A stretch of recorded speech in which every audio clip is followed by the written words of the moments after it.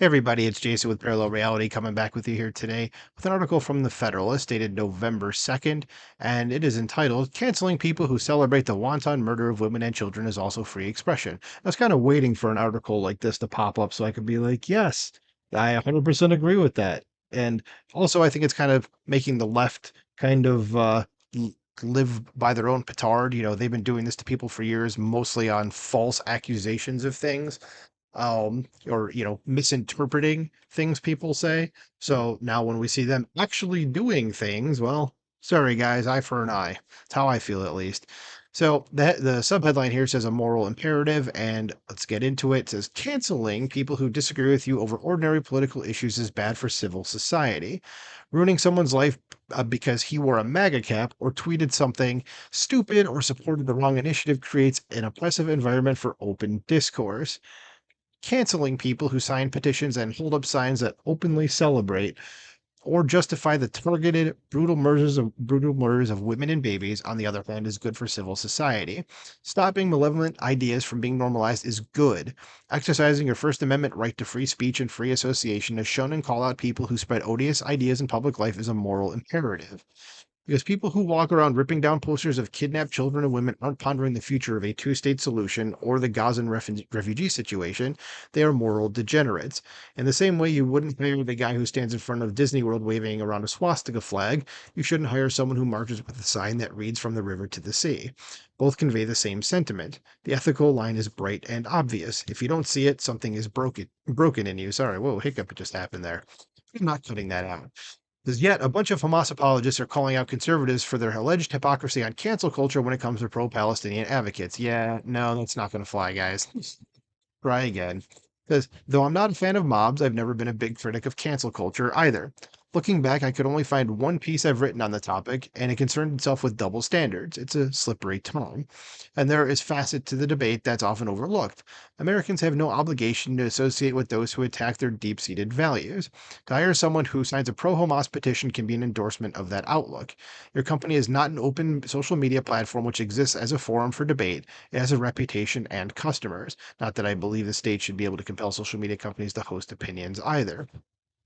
Uh, It says, and it's not as if you asked these people to give you their opinion on genocide.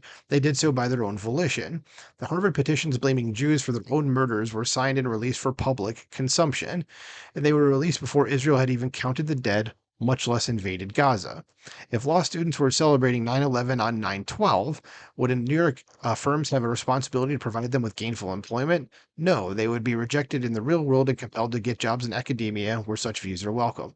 Right. I mean, can you imagine, like, if after 9/11 on 9/12 in this country, there were people out there in the streets supporting the terrorists?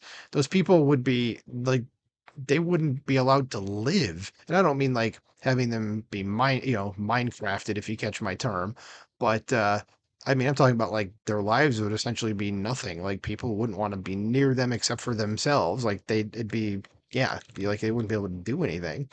So it says, of course, the contention that pro-Palestinian advocates, or even those who talk about Israel as if it were some authoritarian proto-Nazi state, are being canceled is a myth anyway.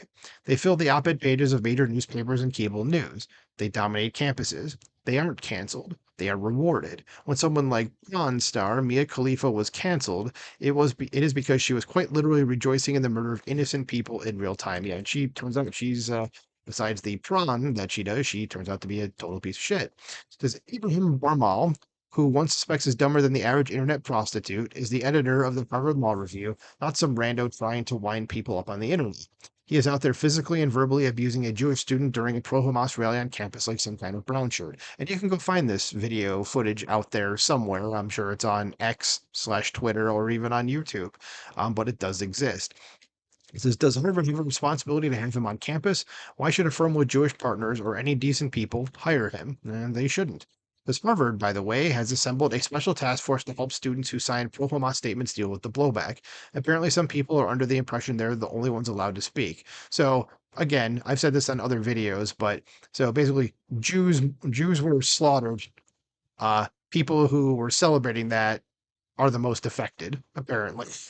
Okay. Yeah, it's like, I'm sorry you guys turned out to be a bunch of anti-Semitic genocidal loving freaks, but yeah, here's a There's a group or a task force to deal with the fact that you were caught being anti-Semitic genocidal freaks.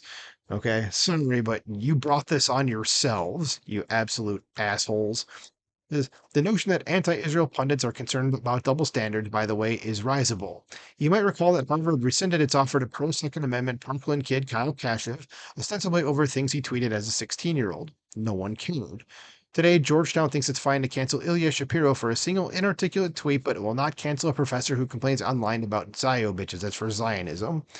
Says the New York Times cancels an editor for running a column from a sitting senator about how, but hires a writer who praises Hitler. That's a true story. And yeah, that is. They're talking about when Tom Cotton wrote a column, an op-ed in the New York Times during the summer of 2020 saying that Trump should call in the National Guard to stop the riots, which I agree with. He absolutely should have done that. And then just recently, the New York Times hired an actual writer who praises Hitler, which you can go look it up because that is true. Says, when I say I'm a free speech absolutist, I mean it. The state should do absolutely nothing to inhibit or censor pro Hamas Americans from expressing their opinions. I fully agree with that. They should definitely be allowed to go out there and do what they're doing. This free speech isn't contingent on your position. Hate speech is free speech. That is correct. And the people out there who say that it's not don't really seem to know what they're talking about. And again, that's someone whose opinion I would say just toss it in the garbage. Says the government has no business prodding or even suggesting limitations on our rhetorical interactions. Even outside state intervention, we should be upholding the values that promote free expression. We can peacefully coexist with colleagues, neighbors, and friends who hold contradictory opinions within the normal parameters of political debate. Likewise, Americans have a right to use their freedom to call out and to dissociate themselves from people who take the side with nihilistic murder cults. So, what do you think about this? Do you agree with the what the author's saying? Is that the folks like this, like these two, who actually turns out they are sisters, they've already been identified, that were ripping down these posters? Do you think that nobody should hire them if there's like, especially if they have Jewish people that work for them already, saying that they wouldn't feel comfortable with these people around? What do you think about this? Let me know in the comments below. Like, share, subscribe, and I'll talk to you soon. Bye.